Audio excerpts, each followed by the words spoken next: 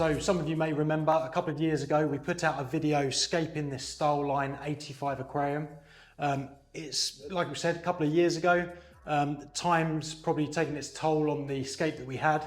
So Ryan set me a task of emptying the tank, which I've done, give it a good clean, and now we're ready to rescape it and put some new inhabitants in there. And me and Ryan both love pea puffers. They seem to be everywhere at the moment. Everyone's talking about them. We've always loved them. So why not scape this tank for them? The tank and the cabinet have stood up pretty well over the last couple of years, even though we'd probably have abused it a little bit when we've done maintenance, especially Ryan clearing the filter out, spilling the water all over the cabinet. But it's actually done quite well, and it's good. The lights as well, we've had a little bit of a clean. They look like they're going to be fine for plants, so the plants that we're going to be putting in there, they'll probably do the job. But we may have a rethink about the filtration, maybe an internal filter before we use an external, but I think an internal will probably do a better job, especially for the pea puffers. And then we've got to think about the scape. Probably quite a tall scape because it's quite a tall tank for a small tank. Well planted with some rock because the pea puffers like a little bit of cover to get away from, to hide out and stuff. So that's what we're looking at doing. So as Steve mentioned, the previous iteration of this tank had an external filter. This time I think we want to go with an internal filter. It's easier to maintain, it puts less barriers in the way when we're busy to keep on top of the maintenance. But also pea puffers don't like loads of flow, slow to medium.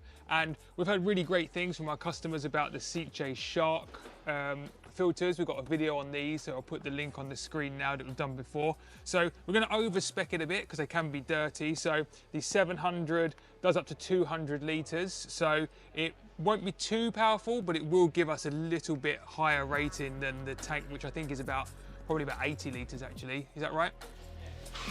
85. Yeah.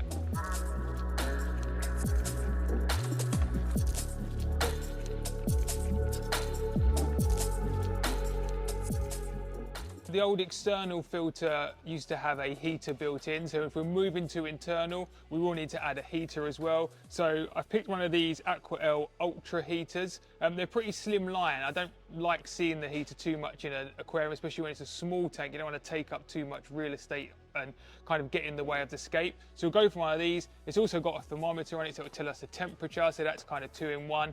And the latest feature of these, I'm not sure if we'll use it, but it's got a day and a night temperature, so there's a switch you can flick that will make it cooler in the night. So maybe that's something we could use. I'm not sure, I've never used that before, so it'll be interesting to see how that works. So yeah, super thin, Aquarium Ultra heater, 100 watt, should be fine for that size tank.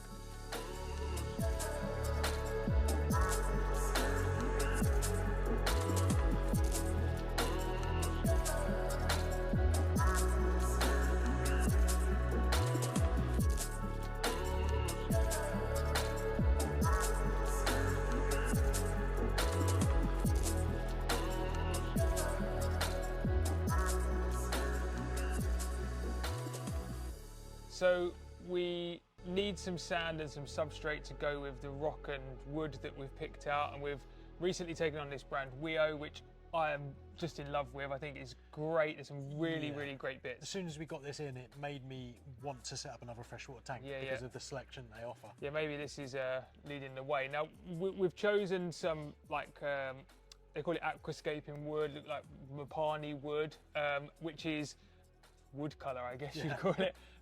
So we've chosen an offset colour for the rock, like more of a grey, black and white rock. So I think it means that we could probably stay with a really natural sandy substrate. I know that pea puffers do like to bury. Yeah. We definitely don't want to go too hard. We are going to keep some plants in there, so we might need a soil, but at the same time, they're probably only going to be quite hardy plants. Yeah, hardy so plants. The focus should definitely be on the sand. I mean, we do stuff like this, which is this is called Everglades, but it's not only just a sand mix, it's sand of different grades and sizes and some botanicals mixed in. That's the good thing about it. They really think about it and mix those different pieces into the substrate. So here you've got sand, but you've also got all of the different types of rock and bits of wood as well.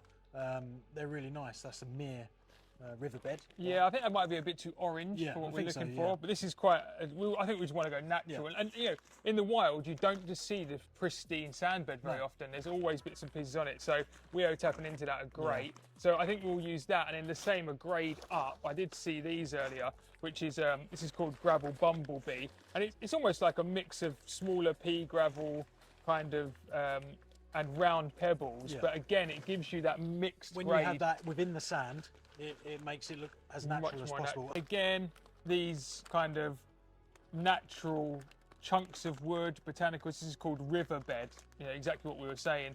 You just get all these bits and pieces of twigs and branch that you can buy a bag of.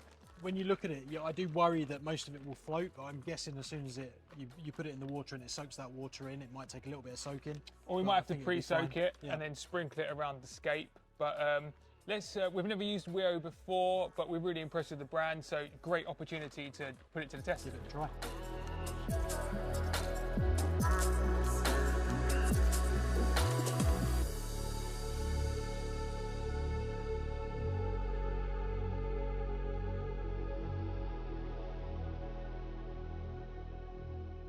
So this is the wood we've gone for. We had a little bit of a look through what we had on the shelves. We picked out some bits that we think might work. You might see it called scaper's wood or mopani wood.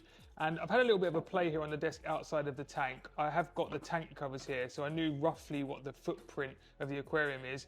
And we built something rough, and I'd like to do that just so that we've got an idea once we start getting it into the aquarium. You kind of got some direction. It often changes, but once it's in there, we'll make sure it's right, make sure you can get all around the scape.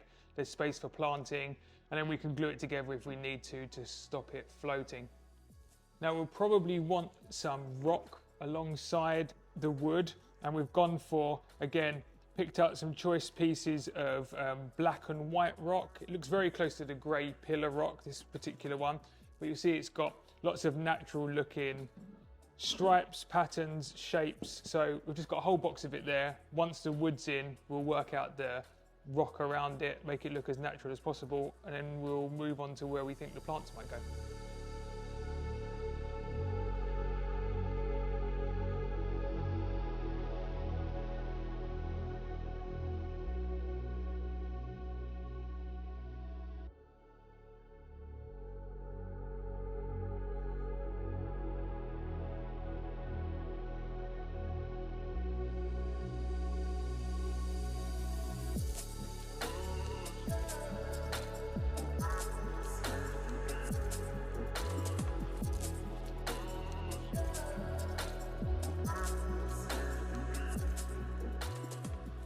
So we've got some of that rock in as well. You know, sometimes the scape comes together really quick. Sometimes it takes a bit of work in. This one definitely taking work in, but we're starting to make it look like one piece, I think. So it all will come together once we get more substrate in and some plants and botanicals. So same with the wood, we're going to kind of go with that. And then let's get some substrate in, see what it starts to look like, and we can change it up if we need to. So now it's time to add the sand. We've had a little look at it, and luckily all of this Weo sand and substrate comes pre-washed. So you can rinse it if you really want to, but even looking in the bag, it looks pretty clean. So I think it's going to be fine. So we'll get this in. We've got one smaller bag, also a larger bag at the bottom there. We may need a little bit more. So we'll go with I think we're going to need more. I think we're not. I think we're going to leave off the planted substrate. Yeah. So we'll probably end up using both. But let's get one of these in and see where we are.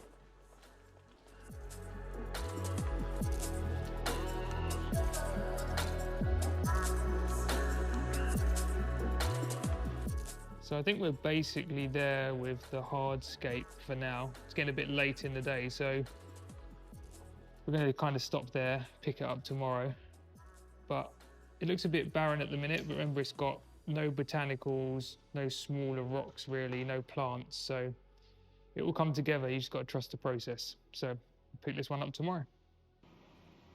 24 hours later, we're back at it, back at the scape, and as we mentioned, there's kind of this divide between the sand substrate and the actual scape at the minute. So we want something to break that up, and we're going to use the Weo accent rock. Exactly what it does, it accents your scape. So they do a brown finish, which is just small chips of rock, and a black. I've put them under the LEDs, and I think that probably black is the closest, but we'll take a bit more of a call on it once it's out the bag, and we'll try and blend that scape into the sand a bit more. Then it's time for plants.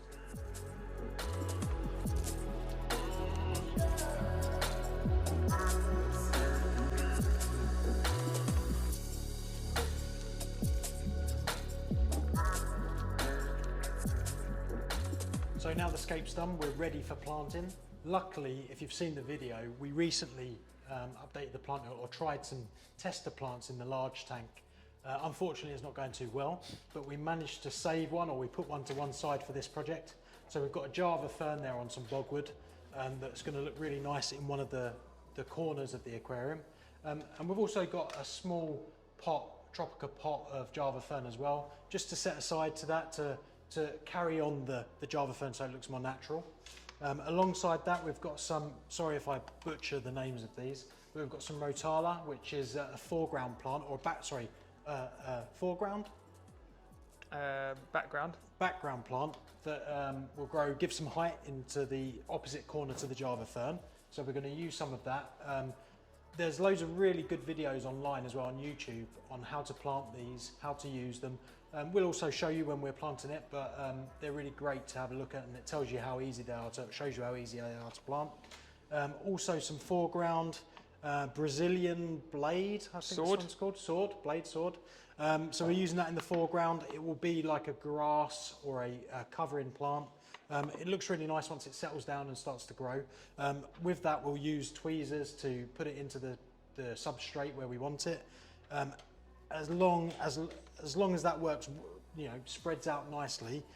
We're also looking at adding some Anubias. We're not 100% sure yet. We'll see when we've scaped the rest whether they're going to fit in, but they're always a great plant to add because they don't really need to root as much. They're attached to wood, rock, and they look really nice because the roots will actually move across the rock and things. But we've got some tabs. We're not sure whether we're going to be CO2 in it. We might have to at some point, but to start with, we'll put some flourish tabs in there just to give the plants some nutrients and the food that they're going to need to start the growth and to settle down really when you first put them in. And on top of that, we've also got a selection of mosses, spiky moss. I'm trying to look at the ones that Ryan's put here that we were, so spiky moss, taxophillium, and some of the Christmas moss as well, weeping moss. So we may attach some of that to some of the rock work. You glue it on and it will spread across, make it look really natural. And also because the puffers, the pea puffers, like a little bit of cover, we've also more than likely going to be putting some of this linobium, which is a surface plant. You put it in and it grows like crazy normally, and it will create a little bit of cover for the fish to hide under, and it also creates the natural sort of shadow in cloud cover. So that's a great addition. They grow so aggressively, they're really good at drawing the nutrients out of the water. So they work like a natural feeder as well. And you can take a handful out, and it's easy to take out. Like in the marine world, using a nitrate or an algae reactor, you just farm some out and you're taking out some of those nutrients.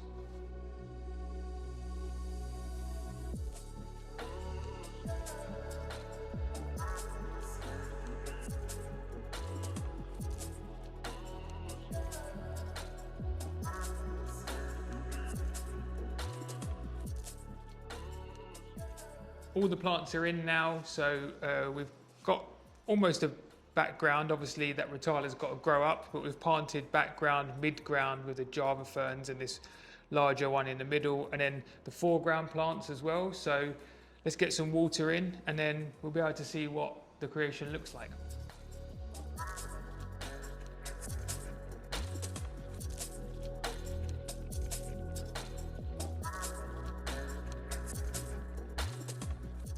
So as with all new tanks, we need to put some bacteria in there to get the biological filtration going. I'm going to use this, haven't tried this one before, API Quick Start. Allows instant addition of fish. Obviously we're not going to do that, but you can use it on any new tank when you change your filter media or when you do a water change, just tops up that beneficial bacteria. 10 mil per 38 litres. This is a style line 85, so 85 litres. So the cap's 10 mil, so 2 and a bit caps going in. So super exciting, it's fish day. This box just arrived from our wholesalers and it's been a couple of days since we finished the scape and filling up the aquarium. We've been keeping an eye on it, we've been testing, parameters look good for fish. It's probably only done a small cycle because there hasn't been much waste in there, but it's safe to add them in. There's been a few plants that have sulked a bit, a couple have melted away, but that's nothing that you wouldn't expect. And on the whole, everything's looking good. So let's get these unboxed, get them acclimated, and then we can take a closer look at pea puffers.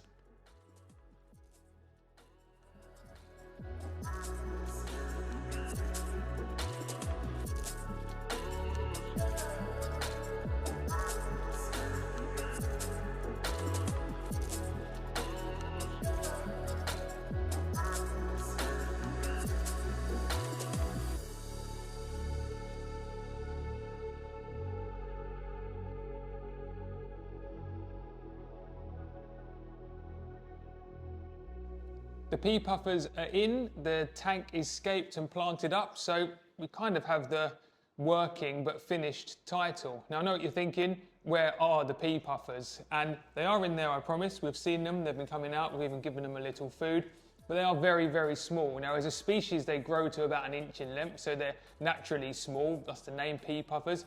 But these are probably only half grown, maybe half that size, half an inch. So they've got a lot of growing to do, and they will obviously get more confident and colour up as time goes on. So hoping to see a lot more of them. What we have seen of them though, they're very, very sweet, very cute, just as expected. Now, the aquarium's doing well. We've been testing. We think it had a little cycle. We added a bit more bacteria in just to help that along the way now that the fish are in there. And we'll continue to test each day to make sure that that's happening. There's no toxic ammonia and nitrites in there. The plants are doing okay. There's been a little bit of die-off, but nothing to worry about. There's a bit of tannins being leached from the aquascape, from some of the wood. But again, water changes, a bit of carbon that we've put in the internal filter should solve that problem. The internal filter is giving a relatively slow flow. Now the pea puffers, they're from slow moving waters in India, in like the Kerala region. So we really want to keep that flow slow. And I think it's probably the happy medium between a flow in the aquarium not being too much for the puffers, but still having the filtration. It doesn't quite give the clarity that you'd expect from an external filter, but I think with some refinement, we'll probably be able to make that work, but only time will tell. Now, obviously, we're going to be feeding the plants. We're going to use some plant food, some liquid CO2, and we're going to see how that goes. Should be enough for these plants. None of them are particularly difficult to grow, so should be absolutely fine.